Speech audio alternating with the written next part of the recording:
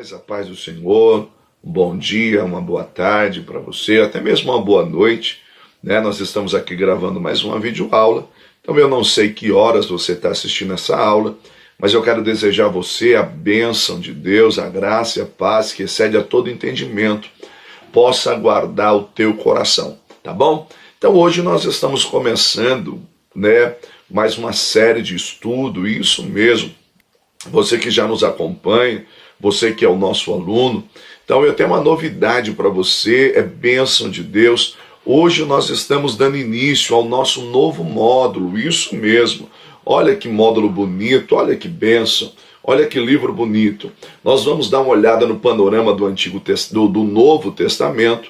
Nós vamos falar nesse módulo sobre os Evangelhos e Atos dos Apóstolos, isso mesmo.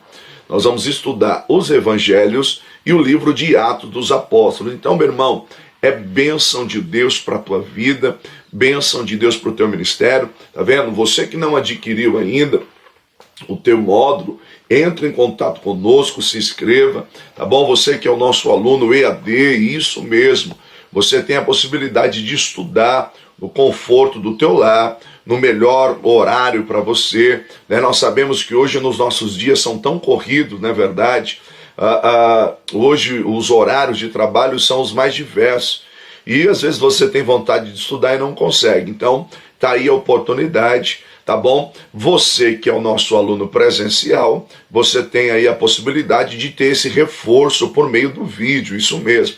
Então se você quer ser também um aluno nosso presencial, tá bom? Entre em contato conosco na descrição do vídeo, nós vamos falar aí o núcleo mais próximo de você, tá bom? Então vamos lá, mão à obra, porque nós temos bastante trabalho hoje nessa primeira aula. Como eu falei, nós vamos começar aqui falando dos Evangelhos e Atos dos Apóstolos, tá bom?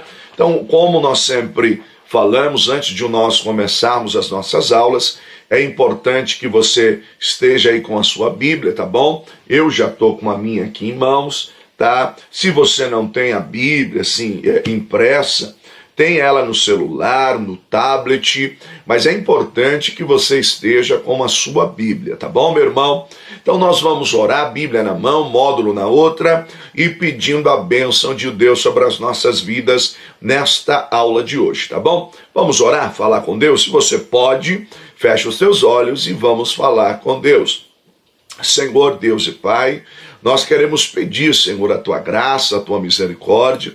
Pai, nesta aula, Senhor, queremos começar. Ó Deus, se inicia hoje mais uma série de estudos, um novo módulo, Senhor, onde nós vamos aprender um pouco mais de Ti, um pouco mais da Tua palavra. Ó Deus, fala conosco, Pai, para a glória do Teu nome. Amém e amém. Glória a Deus. Vamos lá? Posso ouvir um glória a Deus aí? Isso, é isso aí, meu irmão. Nós temos que começar já a nossa aula animado, isso mesmo. Bom, vamos lá. Então, para você que já nos segue aí, já nos acompanha a nossa série de estudo, já é o nosso aluno, bom, então você viu que nós estudamos aí o panorama do Antigo Testamento, isso mesmo. Nós encerramos o nosso módulo, os profetas, falamos aí dos profetas maiores, os profetas menores. Eu sempre uso aqui uma expressão, né, o que é uma visão panorâmica? É aquela visão que você tem de cima, né? Então você imagina você num drone aí, tendo aquela visão, ou um helicóptero, né, um avião, aquela visão do alto. Então nós vamos aqui introduzir o nosso assunto, o assunto do nosso módulo. Vamos lá. Então tem aí no seu módulo, eu coloquei aí, bem legal de você trabalhar esse estudo, é um estudo bem dinâmico, é um estudo que vai te abençoar e muito. Bom, então vamos à introdução do nosso módulo, olha que interessante, ó. Após uma ótima e segura aterrissagem de um voo panorâmico sobre ricas e esplêndidas narrativas do Antigo Testamento, uma nova viagem se aproxima, isso mesmo, meu irmão, olha que interessante. Portanto, não há tempo para descanso. Prepare-se, pois a nossa aeronave, ela já vai partir. Começa agora uma nova viagem, um novo tempo, uma outra época, novas histórias, mas com a mesma certeza e segurança de que o Deus que se revelou nas linhas do Antigo Testamento vai continuar se revelando através da grandeza da sua palavra. Isso mesmo. vai começar agora a nossa viagem panorâmica do Novo Testamento. Então nós vamos voar sobre o livro, sobre os Evangelhos e sobre o livro de Atos dos Apóstolos, tá bom? Então nós vamos começar a nossa viagem. Aperta os cintos aí, fecha a porta que nós já vamos começar, tá bom? Então vamos lá, vamos dar uma olhadinha nessa ideia do Antigo Testamento e o Novo Testamento, isso mesmo, o Antigo Testamento e o Novo Testamento. Então nós temos assim, ó, pessoas como Moisés, Davi e Isaías, dentre outros, foram movidos pelo Espírito de Deus para expressar verdades divinas em palavras humanas, textos gloriosos, né, soprados, inspirados por Deus, que acabaram sendo divididos em 3 sessões. Então, como nós já estudamos o Antigo Testamento, então você tem aí a Torá, isso, né, a orientação, a lei, depois nós temos aí os escritos, né, e o que representa os históricos e os poéticos, depois nós temos os profetas que nós estudamos.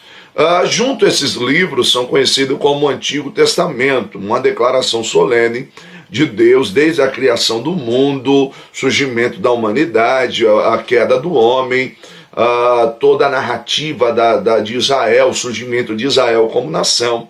Então, mas esses livros todos indicam uma pessoa que salvaria o mundo dos seus pecados, que restauraria a humanidade, restauraria a justiça, traria o povo de volta a Deus, alguém que seria capaz, né, de resgatar tudo aquilo que o homem perdeu por conta do pecado, aquilo que o homem perdeu como comunhão com Deus, vida abundante, domínio e autoridade. Então as linhas do Antigo Testamento, elas vão expressar a promessa de dias vindouros, né, que alguém viria e restauraria a nação, restauraria o povo. Quem seria esse? Então, esses livros, de um modo profético, eles apontavam para um Salvador.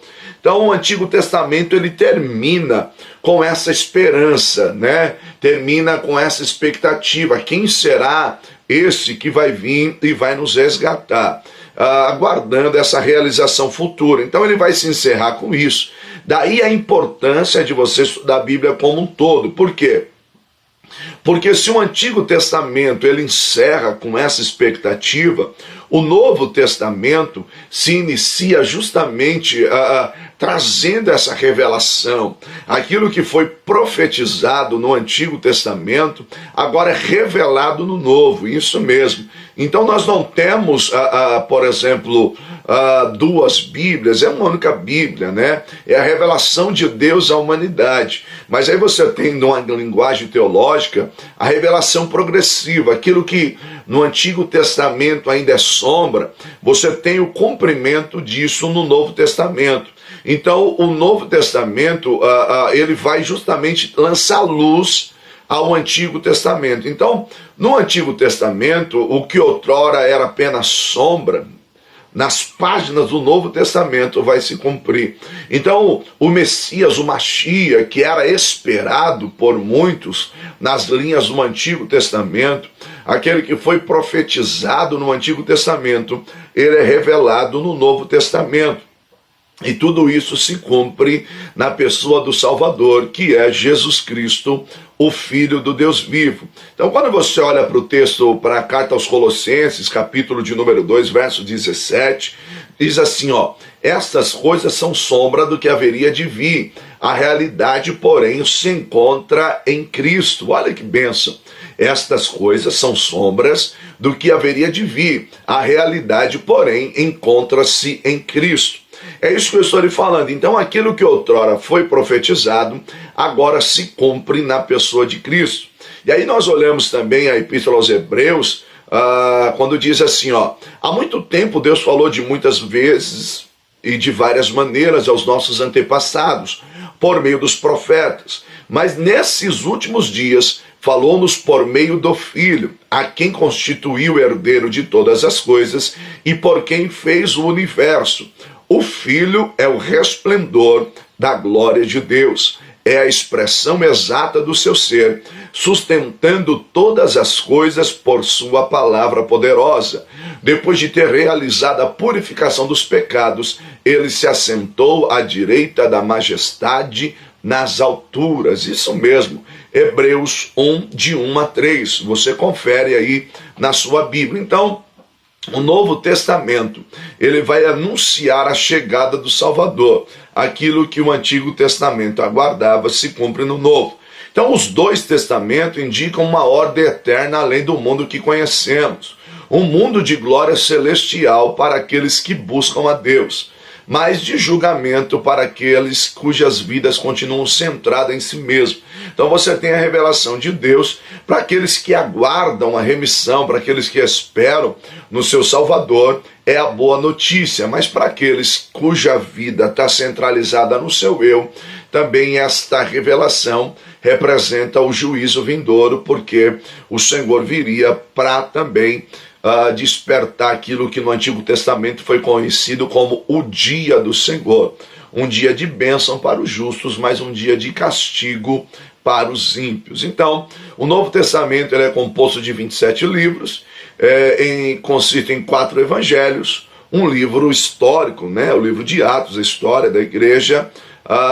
Você tem 21 epístolas e um livro de profecia que é conhecido como o Apocalipse. Dentre essas epístolas, você tem aí as epístolas paulinas, né, as cartas paulinas, você tem as epístolas consideradas como epístolas universais, e aí você tem também a epístola aos Hebreus aí, as cartas pastorais. Por fim, dentre essas 21 epístolas, você tem a orientação doutrinária para a igreja de Deus. Então, o Novo Testamento é muito completo, tá bom? Então, nesse primeiro módulo nosso, nós vamos abordar os 4 evangelhos e Atos dos Apóstolos. Fica conosco, porque vai ser de grande bênção para a tua vida, tá bom?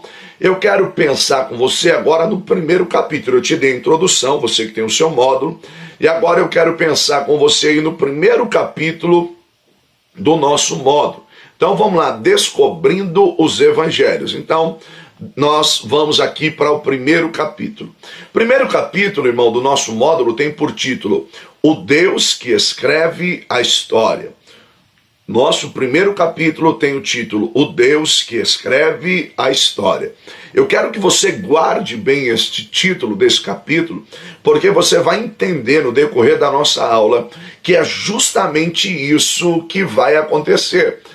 Olha que interessante, ó. Um dos temas predominantes do Antigo Testamento é a soberania de Deus. Os registros bíblicos apresentam Deus como criador de todas as coisas. Perceba que o primeiro verso da Bíblia, qual que é? No princípio criou Deus os céus e a terra. A Bíblia, ela parte de um princípio que existe um Deus e que este Deus é criador. Você que já estuda comigo sabe que eu sempre dou ênfase que em nenhum momento a Bíblia se preocupa em provar a existência de Deus. Muito pelo contrário, ela parte do princípio que Deus existe, que Deus é autoexistente, na verdade. Então, no princípio criou Deus os céus e a terra. Então, já demonstra a sua soberania. A partir daí, a narrativa da criação apresenta Deus como aquele que é antes da história. Ele é antes da história, ele escreve a história, é Senhor da história, não só conhece o fim da história, como ele mesmo determinou. Só a partir daí eu já começaria a me alegrar se eu fosse você, porque você tem um Deus que ele é antes da história, ele é o Deus que escreve a história, conhece o fim e determina, ele é Senhor, nada pode escapar do controle das suas mãos. Olha o que o texto do profeta Isaías, em Isaías 46:10 diz: desde o início faço conhecido o fim, e desde os tempos remotos o que ainda virá. Digo, o meu propósito ficará de pé e farei tudo o que me agrada. Olha a grandeza deste Deus, a soberania deste Deus. Um Deus que trabalha na história, mas ele é antes da história. O nosso Deus, ele é grande, ele é poderoso, ele é Senhor. Vamos estudar um pouquinho a história dos impérios para nós entendermos? Vamos compreender essa questão? Vamos lá, então vamos entender um pouquinho só para você ver que Deus, ele é o Deus que trabalha, ele escreve a história, ele é antes da história, o Deus que escreve a história. Os impérios. Entender que Deus é Senhor da história é compreender que cada império surgiu no decorrer dos séculos e teve sua contribuição para que o projeto de Deus se cumprisse na humanidade. Então você vai perceber que todos os impérios mundiais que surgem, que assumem o poder, de certa forma, eles contribuíram para que o projeto de Deus se cumprisse, mostrando que Deus é Senhor da história. Por exemplo, o Império Babilônico. Deus usa o Império Babilônico como vassoura para varrer toda a iniquidade do povo de Israel. Se você olhar para Abacuque, capítulo 1, verso 6, diz assim, estou trazendo os babilônios, nação cruel e impetuosa, que marcha por toda a extensão da terra, para apoderar-se de moradias que não lhe pertencem. Se você for olhar, Deus vai usar os babilônicos, os caldeus, para tirar a iniquidade do seu povo, para extinguir o pecado de idolatria. O povo vai ao cativeiro e dentro desse contexto Deus já tem o seu propósito e vai usar esse império para que o seu projeto seja realizado. Quando você tem a queda da Babilônia, você tem o surgimento do Império Medo-Persa. E aí quando você olha para o Império Medo-Persa, você precisa entender uma coisa. Os profetas já haviam vaticinado os acontecimentos e tudo aquilo que veio acontecer já havia sido dito pelo próprio Deus. Por exemplo, você tem a reconstrução do templo, você tem o surgimento de Ciro. Ciro ainda não havia nem nascido e você tem a profecia do profeta Isaías, o oráculo de Deus, por meio de Isaías, aonde o Senhor declara, chama ele pelo nome, declara que ele será um vencedor, de maneira que nem nascido ele ainda havia. Então você percebe que realmente você serve a um Deus que escreve a história. Olha Isaías, o texto de Isaías 45. Assim diz o Senhor ao seu ungido a Ciro, a quem tomo pela mão direita para abater as nações diante de sua face, e de cingir os lombos dos reis, para abrir diante dele as portas, e as portas não se fecharão. Eu irei adiante de ti. Quem é que vai adiante de Ciro? O Senhor. Endireitarei os caminhos tortuosos, e quebrarei as portas de bronze, e despedaçarei os ferrolhos. Dar-te-ei os tesouros escondidos, e as riquezas encobertas, para que saibas que eu sou o Senhor, o Deus de Israel, que te chama pelo teu nome, por amor do meu servo Jacó, e de Israel meu eleito. Eu te chamei pelo teu nome, pus-te o teu sobrenome, ainda que não me conhecestes. Eu sou o Senhor, e não há outro fora de mim, não há Deus. Eu te cingirei, ainda que tu não me conheças. Olha a precisão da profecia, Isaías 45, do 1 ao 5. Por que a precisão da profecia? Meu irmão, Ciro não havia nascido, e nós temos aqui, eu vou te dar uma data aqui aproximada, quase 200 anos antes, essa profecia é vaticinada, e Ciro não havia nascido. Mas olha a precisão: por amor do meu servo Jacó e Israel, ainda que tu não me conheces, eu te chamei pelo nome, te dei um sobrenome, ou seja, eu te fiz alguém grande, te fiz alguém importante, te dei as riquezas, as nações caíram, os reis caíram diante de ti, por amor do meu servo Jacó e Israel, ainda que tu não me conhecesses. Ou seja, o Senhor escreve a história. Então o império que surge tem a mão de Deus escrevendo essa história. Embora o profeta Isaías tenha sido usado por Deus com tamanha profundidade e riqueza de detalhe, Ciro ainda não havia nem nascido, mas como a palavra de Deus não cai por terra e nem volta vazia, ela vai se cumprir, como bem narrou o escritor de Crônicas, no primeiro ano do reinado de Ciro, rei da Pérsia, para que se cumprisse a palavra do Senhor anunciada pelo profeta Jeremias, que era a ideia que o cativeiro duraria 70 anos, né? O Senhor tocou no coração de Ciro rei da Pérsia, para que fizesse uma proclamação em todo o território do seu domínio e a pusesse escrito nesses termos. Olha que interessante. Assim declara o rei Ciro, rei da Pérsia: o Senhor, o Deus dos céus, deu-me todos os reinos da terra e designou-me para construir um templo em Jerusalém, na terra de Judá. Que dentre vocês pertencer ao povo vá para Jerusalém e que o Senhor, seu Deus, esteja com ele, ou esteja com vocês.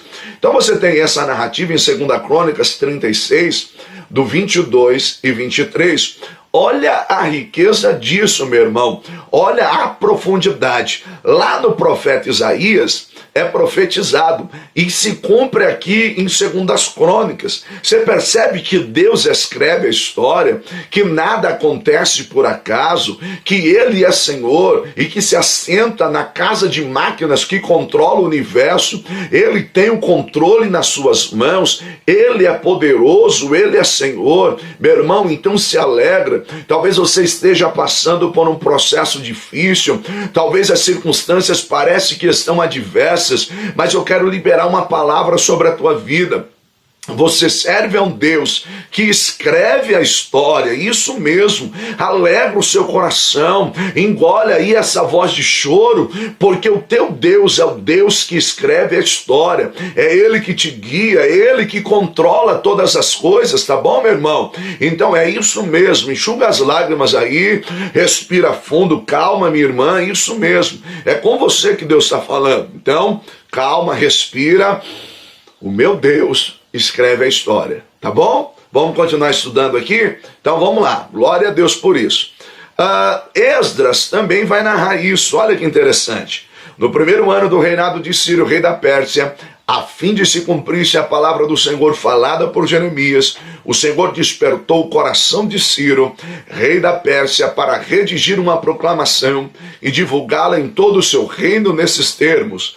Assim diz Ciro, rei da Pérsia: o Senhor, o Deus dos céus, deu-me todos os reinos da terra e designou-me para construir um templo para ele em Jerusalém e em Judá. Qualquer do seu povo que esteja entre vocês e que o seu Deus esteja com ele e que vá a Jerusalém de Judá e reconstrua o templo do Senhor, o Deus de Israel, o Deus que em Jerusalém tem a sua morada, e todo sobrevivente, seja qual for o seu lugar que esteja vivendo, dos que ali vivem, deem a ele pratas, ouro, ofertas voluntárias para o templo do seu Deus. Percebe aí como Deus trabalha na história? Mas olha que interessante, nós falamos do Império Babilônico, Deus estava no controle, antes deles também, o Império Assírio, o Egito, tudo isso vai. Deus estava no controle. Mas olha que riqueza. O Império Babilônico passa, vem o Império Medo-Persa e agora o Império Grego. Lembra que nós estudamos o livro do profeta Daniel? Que Deus mostra a Daniel, e Daniel também interpreta o sonho de Nabucodonosor, mostrando que todos esses impérios surgiriam. Isso mesmo, eu creio que você está lembrado. Vamos falar um pouquinho do Império Grego agora. Com o Império Grego não foi diferente. Deus é Senhor da história, de modo que a sede que Alexandre Magno tinha, Alexandre o Grande, por helenizar todo mundo conquistado em sua época, né? E isso ele quase conseguiu. Quando você olha para a história, você vai ver o seu pai Filipe, ele tinha muita sede de conquistar e helenizar todo mundo antigo, e ele morre, na verdade, sem completar aí esse desejo. Mas o seu filho, que foi criado aos pés, né, teve como um mentor aí, Aristóteles, ele vai, Alexandre o Grande, ele assume o poder, assume o lugar do seu pai aos 20 anos. E nos seus poucos anos de conquista, que ele vai morrer aos 33 anos de idade, ele vai morrer hoje, né, para nós, ele morre precoce, mas ele conquistou quase todo o mundo antigo, e ele deu sequência a esse plano do seu pai de helenizar os povos, ou seja, implantar a cultura grega em todas as extensões do império. Quando você vai observar isso, você percebe a grande influência grega na arte, na escrita, e tudo isso vai contribuir para o quê? Para a divulgação do Evangelho. Isso mesmo. Porque se você parar para pensar, meu irmão, se você tem dentro das extensões do mundo antigo da época uma mesma língua, para que o evangelho fosse difundido, isso facilitaria e muito. E aí você tem o Novo Testamento, ele é escrito em grego. Então quase todo mundo no mundo antigo da época conhecia a língua grega. Não é verdade? Então o que você tem? Você tem os terrenos aplainados para que as boas novas de Cristo venham expandir pelas fronteiras. Olha que grandeza isso aí, irmãos. Por quê? Porque na verdade você tem a escrita, a arte, tudo isso influencia. Então a divulgação do evangelho, ela vai ser muito mais fácil, isso mesmo. Agora você acha que Deus não trabalha na história? Tudo contribuiu para que o propósito de Deus fosse alcançado. Isso mesmo, eu estou falando para você de um Deus que escreve a história, isso mesmo, um Deus que escreve a história. Quando você passa pelo Império Grego, né, a queda do Império Grego vai surgir depois do Império Grego, que é lá até no sonho de Nabucodonosor, que é a estátua que Daniel interpreta o sonho. Você tem o quê? O Império Romano, isso mesmo. O Império Romano está no poder. Olha que interessante. Com o domínio e a expansão do Império Romano, as legiões de soldados são espalhadas por toda a parte do império. E aí você tem Roma aplanando as estradas, Roma livrando os mares e os caminhos dos salteadores, isso, de piratas, né? Isso mesmo. Na época, né, aqueles que saqueavam as embarcações, os grandes navios, as estradas, aqueles ladrões da estrada. Quando Roma assume o poder, as legiões de soldados são espalhadas. Então, Roma, de certa forma, vai pacificar os mares e pacificar as estradas. Meu irmão, se você está na fiação, você já está entendendo o seguinte, que a língua e a arte é grega, a cultura é grega. Mas agora as estradas e os mares com o domínio romano estão pacificadas, ou seja, as boas novas do evangelho têm muito mais segurança e facilidade para alcançar os lugares mais remotos. Com a paz nas estradas, os cristãos, eles viajam, as embarcações, lembra das viagens missionárias de Paulo? Isso mesmo, eles estão livres dos ataques dos piratas, dos saqueadores, de maneira que eles conseguem expandir nas suas viagens missionárias, ou seja, tudo isso demonstra que o Senhor é Senhor da história, que Ele está no controle de tudo. Irmão, Ele trabalhou, então às vezes nós nos preocupamos, é bem verdade que muitas situações acontecem que nos afadigam, que nos entristecem, mas eu queria chamar a tua atenção a algo. Fica tranquilo, porque o Deus a quem você serve é um Deus que escreve a história, isso mesmo. Vamos olhar então para o império nos dias de Jesus? Isso mesmo, vamos dar sequência aqui na nossa aula. Então, nós temos aí, já falamos do Império Babilônico, Deus trabalhou, o Império Medo-Persa, Deus no controle, o Império Grego, Deus no controle, e agora o Império Romano. Então vamos olhar nos dias de Jesus quem é o império dominante. Então, na época dos evangelhos, quem dominava o mundo de então eram os romanos, como eu acabei de falar. Jesus ele vai nascer durante o reinado de Augusto, que morreu e ressuscitou durante do reinado de Tibério. Então, você tem aí mais ou menos de 14 a 37 depois de Cristo, o reinado aí de Tibério. Mas vamos lá. A Palestina esteve sobre o domínio dos romanos, desde 63 a.C. até 135 depois. Quando Jesus nasceu, o rei da Judéia era Herodes Magno, ou Herodes o Grande, isso mesmo. Esse Herodes, irmãos, ele na verdade ele era alguém, ele era indumeu. Nós vamos falar dele um pouquinho mais para frente, mas ele era indumeu. Olha que interessante, nenhum dos acontecimentos fogem das mãos de Deus. Por quê, irmão? Muitas das coisas que aconteceram eram justamente para que viesse se cumprir o que outrora foi profetizado acerca do Messias. Isso mesmo, então eu coloquei aí no nosso módulo, para você entender, um exemplo bem clássico disso, de acontecimentos que demonstram que a mão de Deus, está sobre a história, é justamente o lugar aonde haveria de nascer o Messias. Pois é, isso mesmo, nada é em vão. Quando nós olhamos para a profecia do profeta Zacarias, lembra, nós estudamos os profetas menores. É importante você guardar isso aí, ó. Olha o que a profecia diz. Mas tu, Belém, Efrata, embora seja pequena entre os clãs de Judá, de ti virá para mim aquele que será o governante sobre Israel. Suas origens estão no passado distante, em tempos antigos. Por isso os israelitas não serão abandonados até que dê a luz. Por isso os israelitas serão abandonados até que dê a luz a que está em trabalho de parto. Então o restante dos irmãos do governante voltarão a unir-se aos israelitas. Ele estabelecerá e os pastoreará na força do Senhor, na majestade do nome do Senhor, o seu Deus. Eles viverão em segurança, pois a grandeza dele alcançará os confins da terra. Miqueias 5, do 2 ao 4. A profecia é clara, dizendo que o Messias deveria nascer em Belém. Isso mesmo. Mas olha que interessante. À luz do que nós acabamos de ler, o profeta Miqueias ele é usado por Deus e declara onde o Messias nasceria, em Belém. Mas veja como Deus trabalha e ele tem o domínio da história. Por quê? Porque nada acontece por acaso. É importante você estar ciente disso. Nada acontece por acaso. Um decreto publicado por parte do império é justamente por conta desse decreto que José e Maria deixam Nazaré e vão em direção a Belém, ou seja, o lugar aonde o Messias haveria de nascer. Maria está grávida, nós vamos olhar os evangelhos, mas só para você entender, ela seria a mãe do Salvador, não é verdade? Só que eles estão em Nazaré.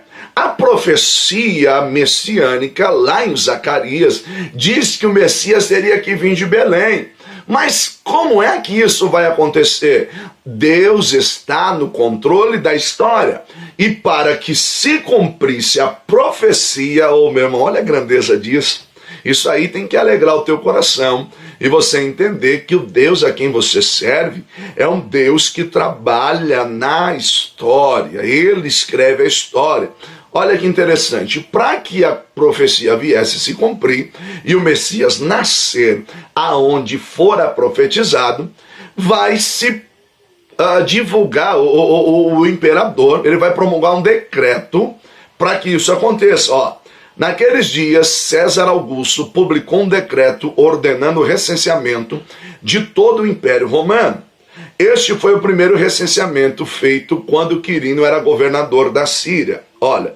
E todos iam para a sua cidade natal a fim de alistar-se.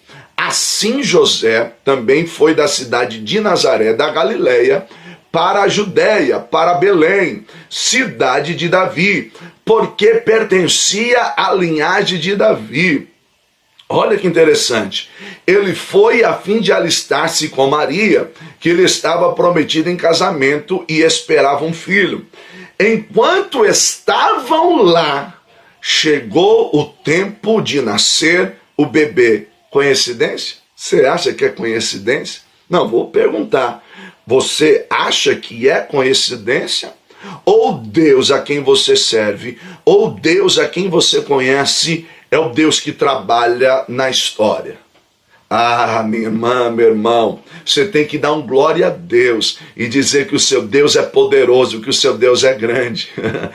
Eles estão em Nazaré, surge um decreto bem próximo do menino nascer. Pensa comigo, vamos pensar aqui uma coisa. Talvez a Maria disse assim: ô Zé, eu estou grávida, eu não vou conseguir percorrer, não vou conseguir ir até lá. E talvez o Zé disse assim: mas é ordem, a gente tem que ir. O Império Romano, o imperador, é um decreto do imperador, vamos lá. E eles estão indo. E justamente quando ela chega no lugar aonde o Messias haveria de nascer, ela dá a luz, entra em trabalho de parto e dá a luz. Isso só prova uma coisa: o nosso Deus é um Deus que trabalha na história, escreve a história, é antes da história, determina o fim da história, e eu quero declarar, ele tem a sua história nas mãos dele. Ele escreve a tua história, tá bom? Então se alegra, deixa ele guiar a tua vida, deixa ele guiar você por caminhos que ele quer te conduzir, por caminhos de milagre. Talvez você não está entendendo o que você está passando, talvez algumas coisas parecem que saíram dos trilhos, mas a palavra diz, entrega o teu caminho ao Senhor, confia nele e o mais ele fará, tá bom? Guarda isso no teu coração, tá bom? Entrega o teu caminho ao Senhor, confia nele, ele está no controle de todas as coisas, ele é Senhor. Não deixa que isso venha entristecer o seu coração, as adversidades da vida, tá legal? Vamos lá. Augusto, o primeiro imperador de Roma, preparou o mundo para um avivamento literário. A literatura clássica foi desenvolvida durante, esse tempo. As artes se desenvolveram, floresceram, principalmente a música e a arte dramática, dramaturgia. Tudo isso debaixo da grande influência grega.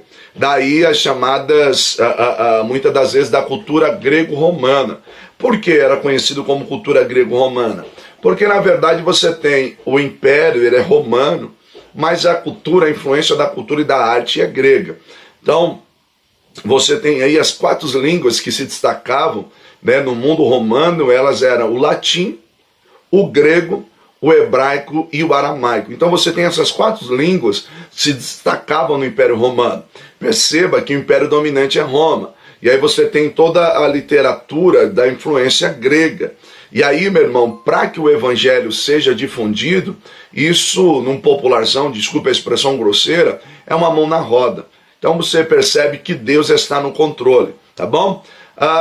Então quando você olha e vê para esse grande despertar no Império, havia também um grande interesse na ciência e matemática.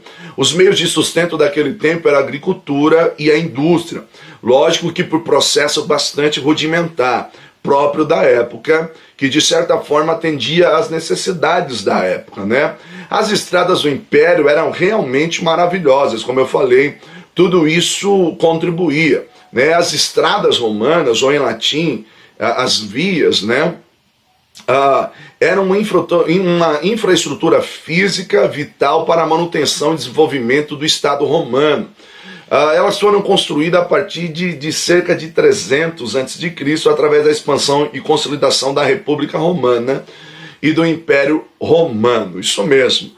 Elas forneceram meios eficientes para o movimento terrestre e dos exércitos, As legiões passavam, os exércitos romanos, do funcionário do governo, de civis, das comunicações, tudo isso contribuiu à paz nas estradas, à paz nos mares. Então, essa é a ideia da comunicação. Então você tinha os mensageiros e você tinha aqueles que levavam as boas novas do Senhor. Então, com certeza, tudo isso que aconteceu foi um grande instrumento nas mãos de Deus para a circulação dos evangelhos. As estradas romanas, elas eram de vários tipos, que vão desde pequenas estradas locais às estradas mais amplas e de longa distância.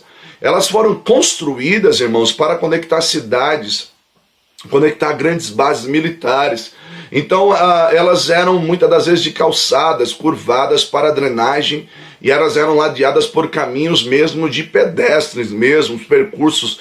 Então você tinha toda uma infraestrutura da época, e isso ajudou muito. Você tinha construções de pontes, isso mesmo, irmão, grandes obras da arquitetura. Se você olhar e pesquisar, ver algumas gravuras, você vai ver que eram trechos assim que para nós nos espanta hoje você olhar toda aquela engenharia para a época que era, mas você vê a riqueza que era. Então tudo isso contribuiu com certeza para a expansão do evangelho, não é verdade?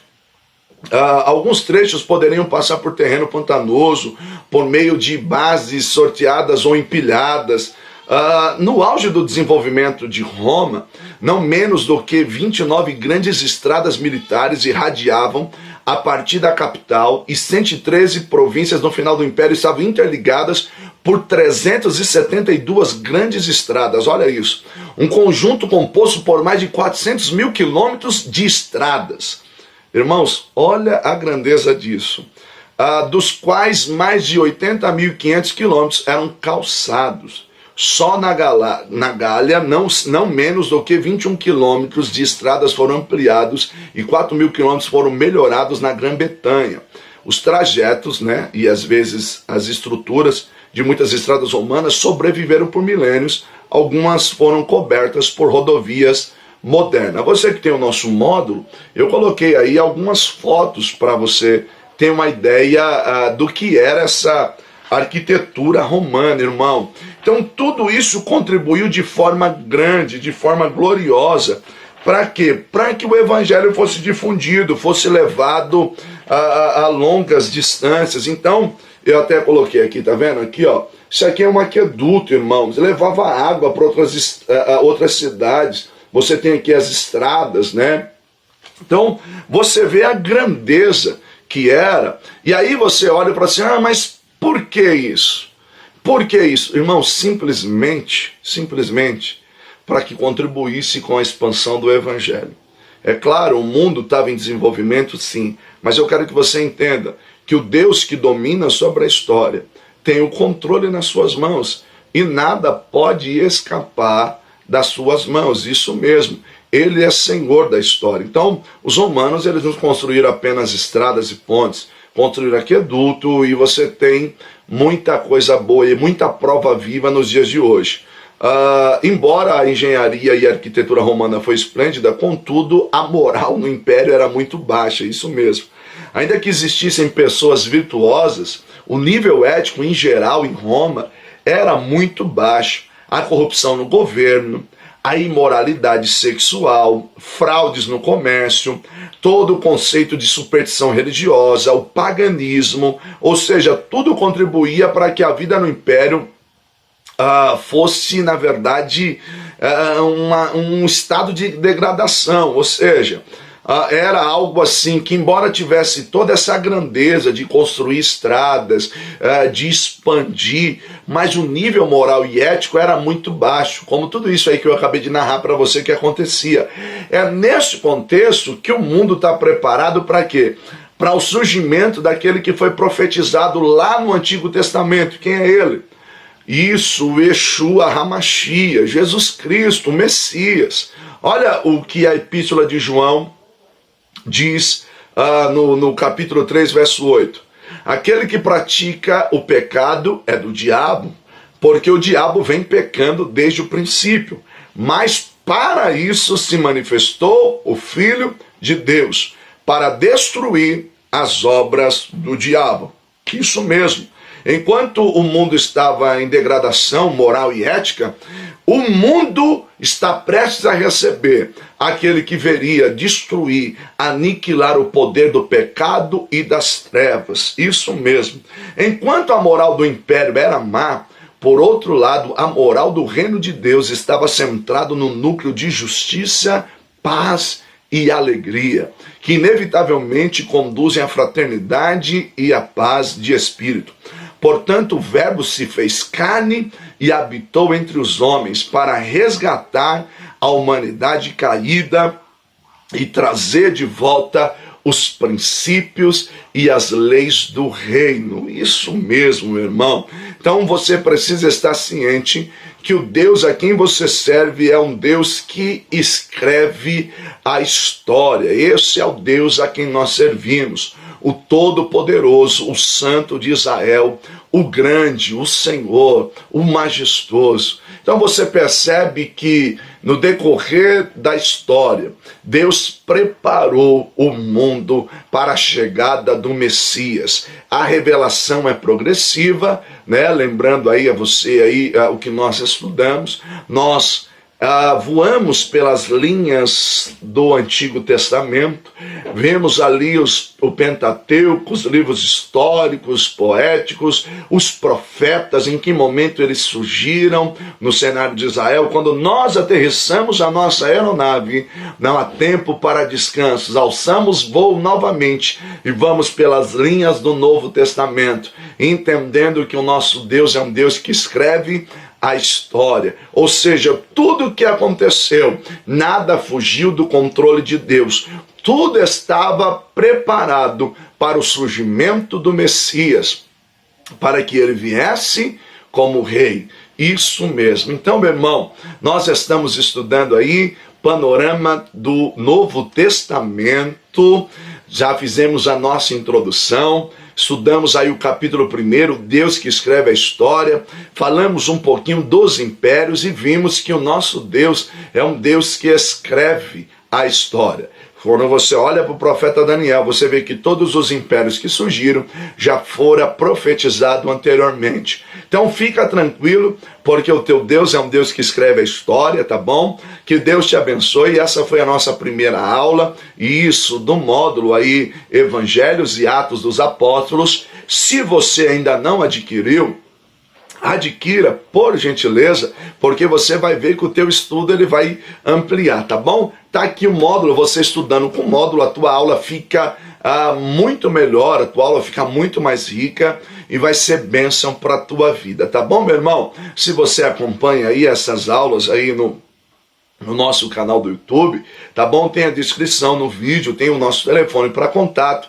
Indica alguém, vai ser bênção para a tua vida, bênção para o teu ministério, tá bom? Talvez você sabe de alguém aí que está amuado, está meio entristecido. Compartilha a aula. Por quê? Porque nós vamos crescer na graça e no conhecimento de Deus. A ideia, meu irmão, é nós expandimos o reino de Deus, tá bom? Hoje nós não somos como o Império Romano, não ampliamos as estradas, mas nós temos os meios de comunicação. Isso mesmo, o Evangelho pode ir muito mais longe e depende de você, tá bom? Que Deus te abençoe, tenha um dia de bênção, um dia de paz, lembrando sempre que se Deus é por nós, quem será contra nós? E que tudo você pode naquele que te fortalece. Então ergue a tua cabeça, meu irmão, não é hora de parar, não é tempo de desistir. Até a próxima, se Deus quiser. Fica com Deus, um abraço e um beijo no teu coração. Até a próxima, se Deus quiser.